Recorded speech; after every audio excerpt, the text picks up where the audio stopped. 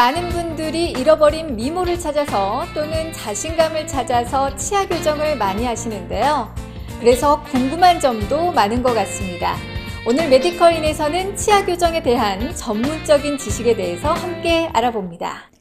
많은 사람들은 치아 교정이 단순히 치아를 가지런히 만들어서 외적인 모습에 변화를 주는 것으로 생각하기 쉬운데요. 사실 교정 치료의 궁극적인 목표는 성장 과정에서 발생한 여러 골격적 구조화를 제대로 바로잡아 정상적인 기능을 할 수 있도록 도와주는 것입니다. 교정 치료를 통해 건강한 구강 조직을 되찾게 되는 치아 교정. 오늘 메디컬인에서는 치아 교정에 대한 알찬 정보 함께 알아봅니다. 원장님 안녕하세요. 안녕하세요. 반갑습니다. 네, 반갑습니다. 요즘에 교정하시는 분들 참 많으시잖아요. 네. 주로 어떤 분들이 찾으시나요? 주로 가장 대표적으로는 치열이 삐뚤어서 가지런하게 하고 싶다고 하는 분들이 많고요. 네. 그리고 특히 요즘에는 돌출입이 고민이어서 네. 그것 때문에 오시는 분들이 많습니다. 아. 그리고 또 취업 준비하시는 분들도 많이 오시고 네. 특히 요즘에는 어린 학생들도 외모에 관심이 많기 때문에 네. 교정 치료를 하러 많이 오십니다.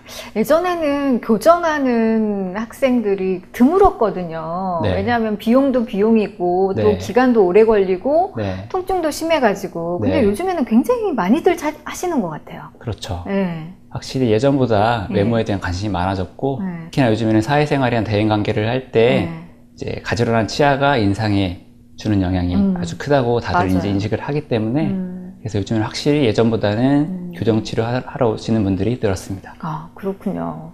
교정 우리가 많이 듣고 네. 뭐 뭔지는 알잖아요. 근데 이제 전문가 입장에서 봤을 때 교정은 어떤 건가요? 뭐 간단히 말하면 부정교합을 바꿔서 정상교합으로 만들어 주는 거죠. 하지만 이제 보통 흔히 알고 있는 네. 삐뚤어진 치아를 가지런하게 만들어 주는 것이 좁은 의미에서 보면 교정 치료고요. 네. 조금 더 넓은 의미에서 보자면은 이제 성장 과정에서 발생하는 여러 가지 골격적인 구조화를 바로 잡아서 네. 기능을 정상화시켜 주고 심미적으로도 조화롭고 아름다운 얼굴을 만들어 주는 치료라고 생각하시면 됩니다. 치아 교정을 통해서 환자분들이 어떤 효과를 좀 얻어가실 수 있을까요? 제가 생각할 때 물론 이제 미용적인 효과도 있지만 네. 그로 인해서 얻는 심리적인 효과도 큰 것 같은데요. 치아 삐뚤기 컴플렉스여서 맞아요. 웃을 때도 항상 막 손으로 이렇게 가리고 웃고 막 이렇게 크게 웃고 웃지도 막 못하고 이러시더라고요. 그런 경우가 많은데 확실히 교정 치료 후에는 이제 가지런해지기 때문에 자신감도 더 생기고요. 그리고 환하게 웃고 또 표정도 밝아지고 그러기 때문에 성격도 치료하기 전보다 하고 나서 더 적극적으로 변했다는 분들도 많습니다. 그리고 또 치아 교정은 이러한 이제 미적인 측면 이외에도 기능과 건강 면에서 도움을 주는데요. 네.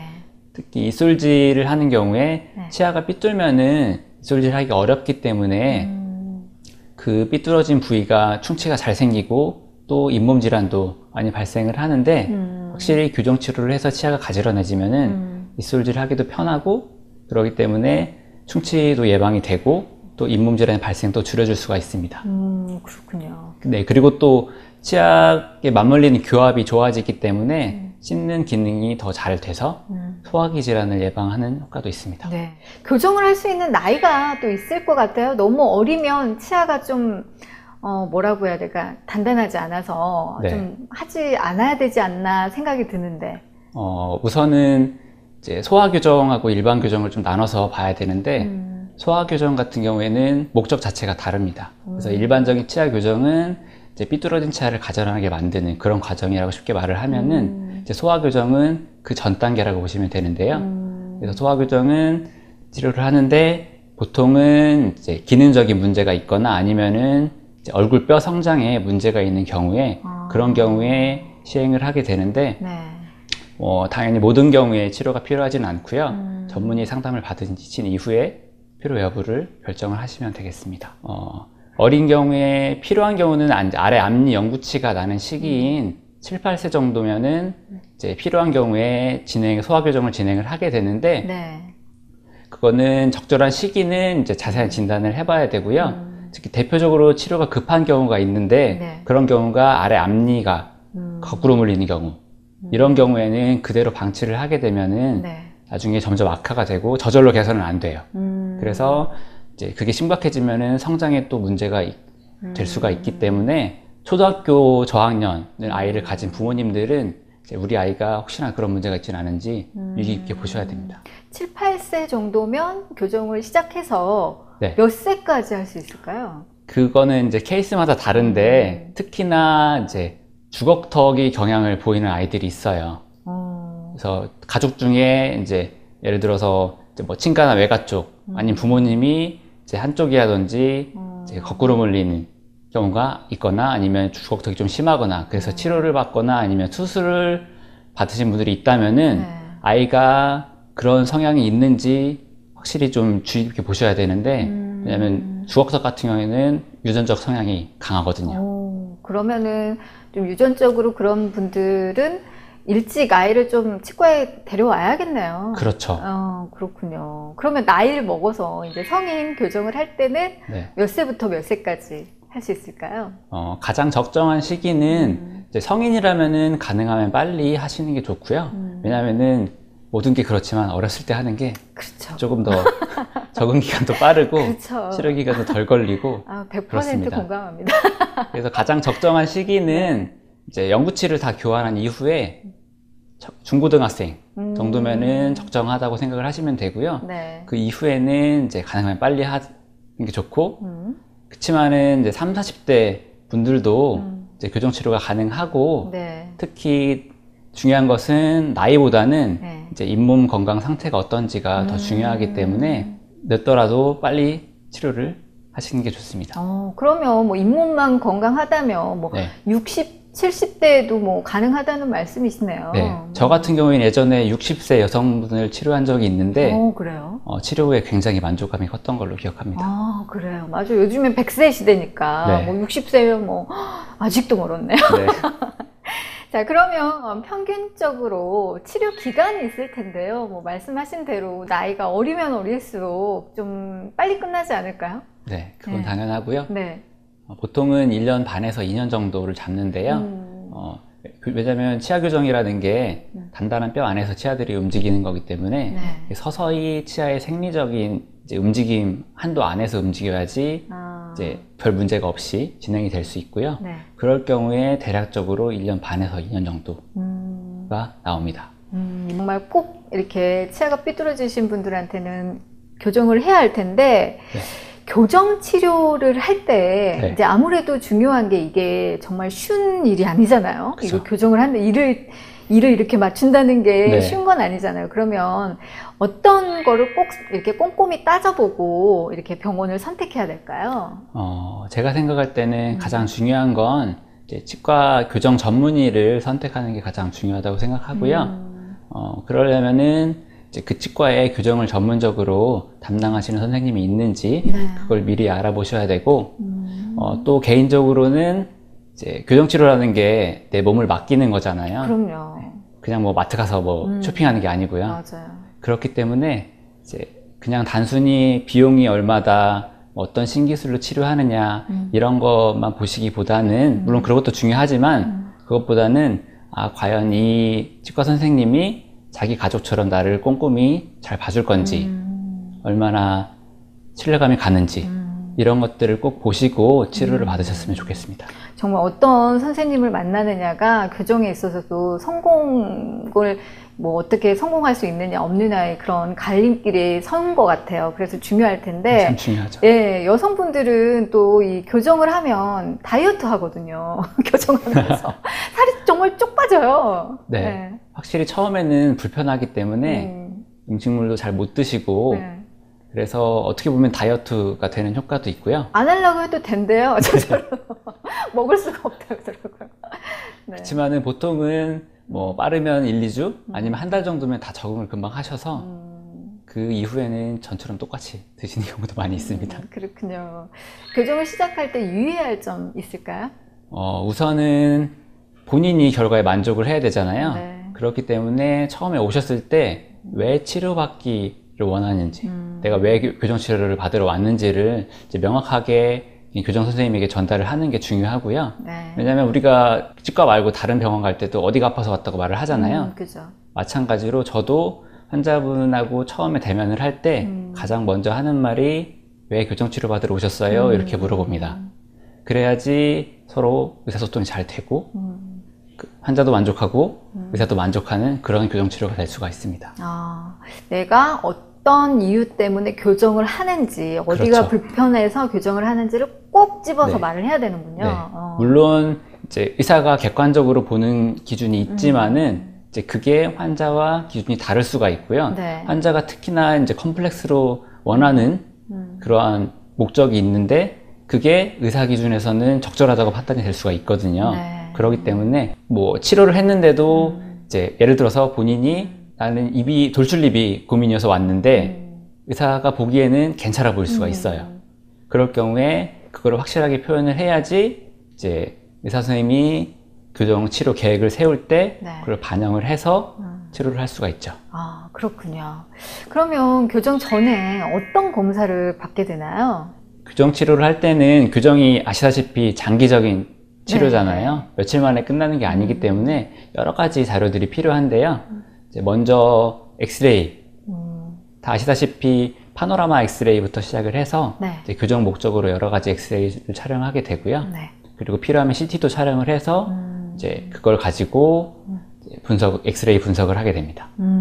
그리고 네. 치아 사진, 입안 사진을 찍어서 이제 치아 상태를 확인을 하게 되고 또 얼굴 사진이 중요한데 왜냐면 치아를 치료하지만은 실제로 얼굴이 보여지는 얼굴이 중요하기 때문에 얼굴 사진도 촬영을 하게 되고 그리고 마지막으로 본도 뜨게 됩니다. 그래서 본을 떠서 치아 석고 모형을 가지고 직접적으로 치아 모양이나 크기 그리고 치아가 맞물리는 교합 상태들을 확인을 하게 됩니다. 그렇군요. 굉장히 여러 가지 검사를 통해서 네.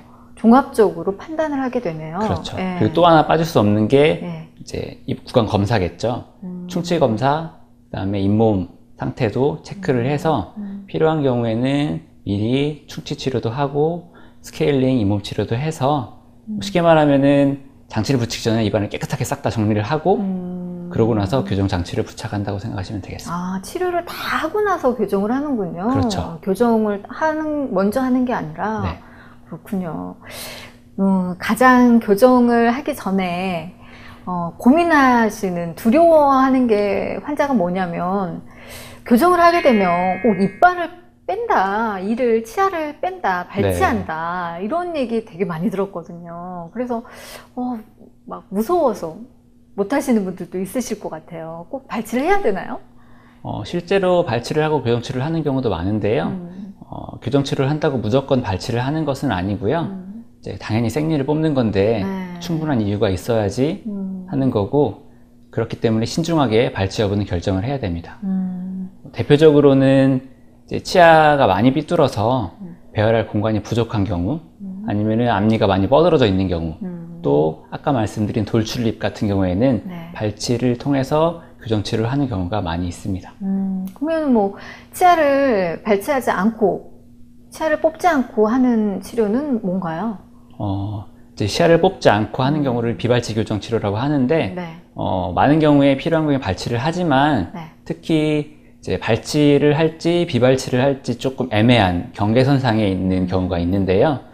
그럴 경우에는 저 같은 경우에는 가능하면 비발치로 치료를 하려고 노력을 하고 있는데 우선은 비발치 치료에서 핵심은 이제 부족한 공간을 어떻게 얻는가인데요. 네. 이제 먼저 치간 삭제라는 걸 통해서 이제 쉽게 말하면은 치아 사이사이를 얇은 교정 기구로 갈아내는 건데 네. 그렇게 되면 많이들 치아를 갈아도 괜찮냐고 물어보시죠. 괜찮아요? 시리지 않을까요? 보통은 시린 경우까지 갈아내지는 않고요. 치아 하나 기준으로 했을 때는 아주 작은 공간이기 때문에 치아에는 문제가 없습니다.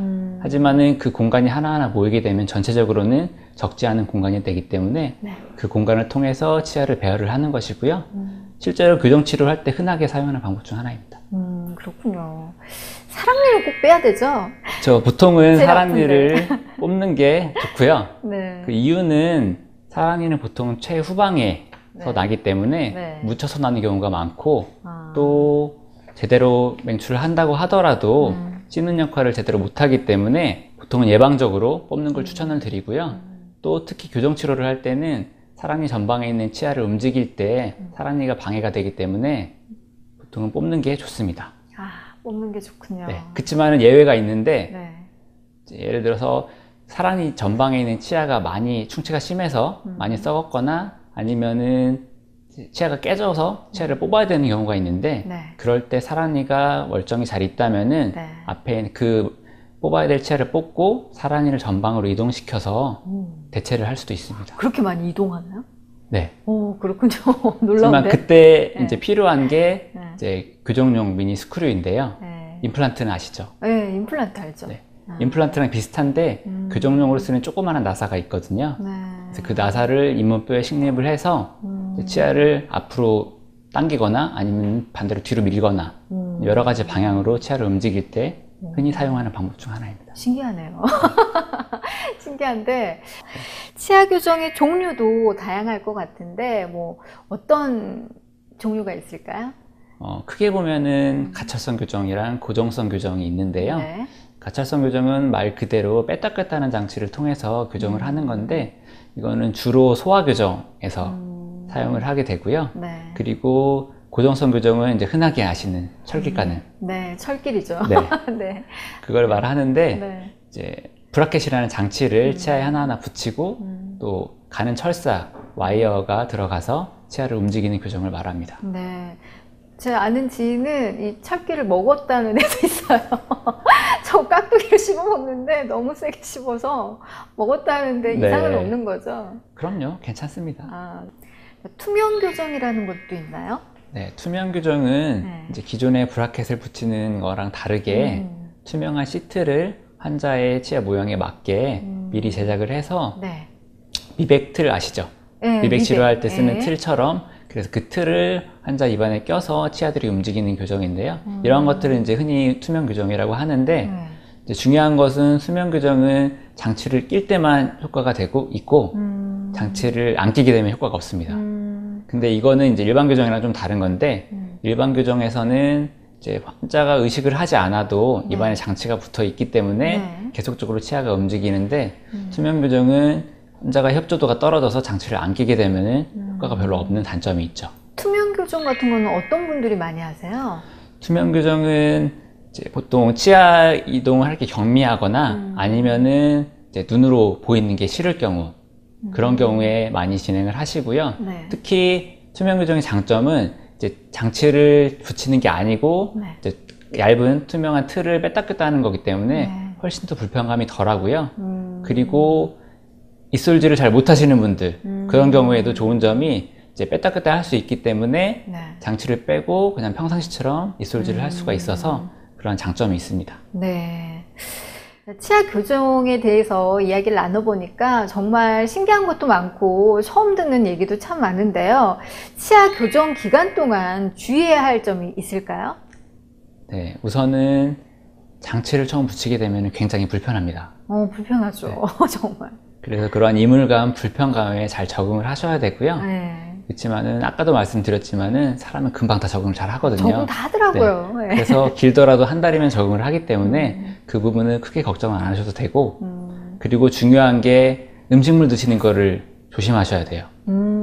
왜냐면은 아까도 친구분이 장치가 떨어져서 먹었다고 네, 말씀을 먹었어요. 하셨는데 왜냐면 그 이유가 이 장치를 저희가 평생 붙일 게 아니라 환자분이 교정 치료 끝난 다음에 떼야 되잖아요. 네. 그렇기 때문에 강한 접착력으로 붙일 수가 없고 적당한 접착력으로 붙이기 때문에 음식을 잘못 드시면 장치가 떨어질 수가 있어요. 그렇기 때문에 단단한 음식이나 질긴 음식, 끈적끈적거리는 음식들은 가능하면 피하셔야 되고요. 네.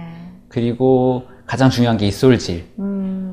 입술질을 잘 하셔야 되는데 네.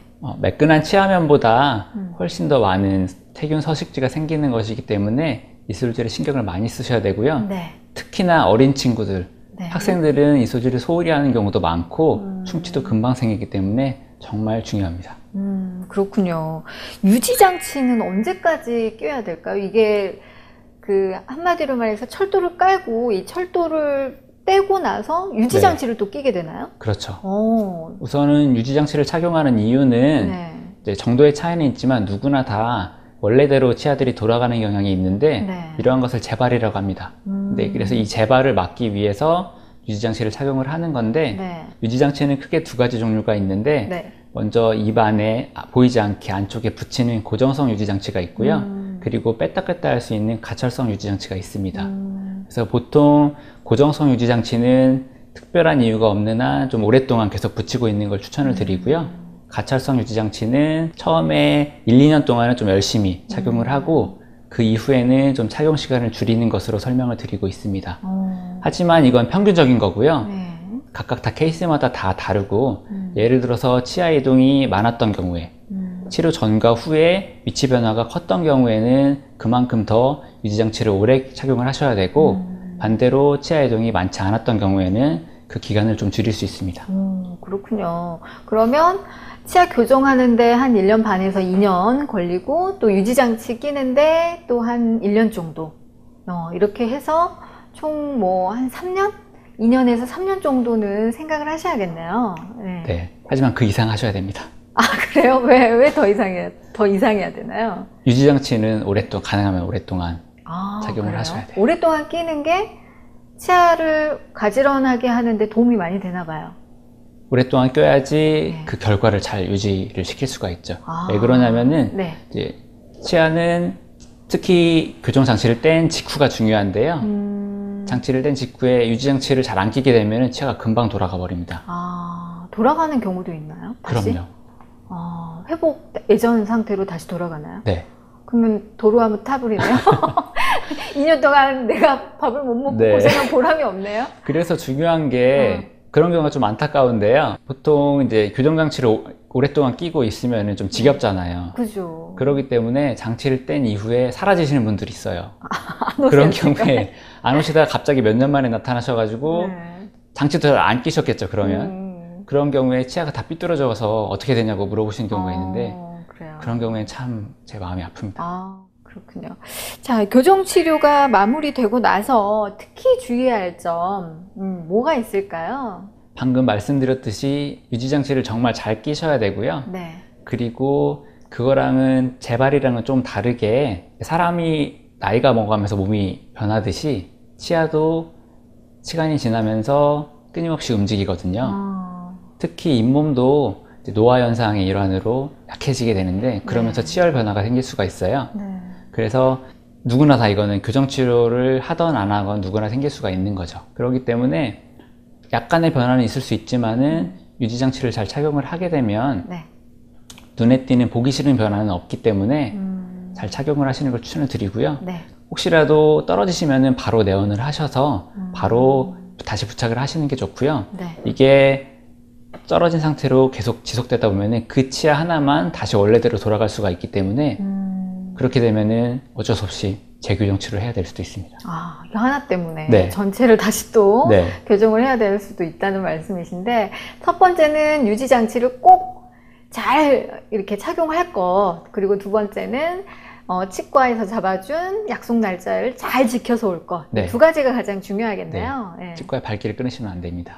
그러니까요. 제가 뼈저리게 느끼고 있어요. 치과는 정말 1년에 한두 번 정도는 계속해서 와야 되는 것 같아요. 저희가 이제 교정 치료 후에 네. 이제 직후에는 1개월, 그 다음에는 2개월, 3개월, 6개월 이런 식으로 이제 내원 약속을 잡아드리거든요. 네. 그래서 그 약속 때 잘 내원을 하셔서 체크를 받으시는 걸 추천을 드립니다. 네. 잘 아프지도 않더라고요. 근데 문제가 있다고 해서 네. 깜짝깜짝 놀래요. 보통은 아프기 시작하면은 일이 커진 거죠. 네, 굉장히 커지더라고요. 그래서 막 가슴이 철렁철렁 내려앉을 때가 있는데, 아무튼 내 소중한 치아를 위해서 이렇게 좀 신경을 많이 써야 되는 것 같습니다. 네, 오늘 이렇게 치아 교정에 대해서 함께 이야기 나누면서 새로운 사실들, 그리고 전문적인 지식들 많이 얻어갑니다. 감사합니다. 감사합니다.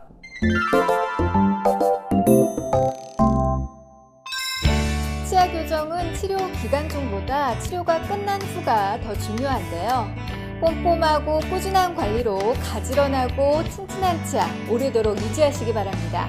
메디컬인 준비한 내용은 여기까지입니다. 함께 해주신 여러분 고맙습니다.